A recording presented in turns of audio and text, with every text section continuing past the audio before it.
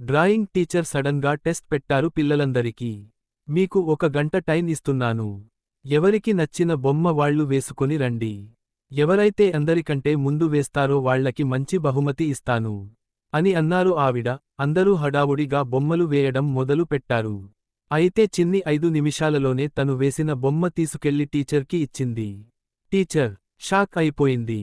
అదేంటి, అప్పుడే వేసేశావా అని టీచర్ అడిగింది. అవును టీచర్ అని చిన్ని చెప్పింది.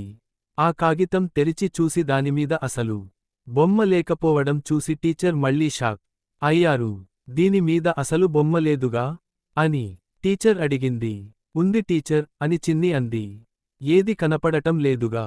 ఏమి బొమ్మ వేశావు అసలు నువ్వు అని టీచర్ మళ్ళీ అడిగింది. ఆవు గడ్డి తినే బొమ్మ వేశాను టీచర్ అని చిన్ని చెప్పింది. గడ్డి? ఏది ఎక్కడ అని టీచర్ అడిగింది. హహహ, ఆ గడ్డిని మొత్తం ఆవు తినేసింది కదా, ఇంకెలా కనపడుతుంది టీచర్ అని చిన్ని చెప్పింది. ఆహా, అవునా, అయితే ఆవు ఏది మరి అని టీచర్ అడిగింది.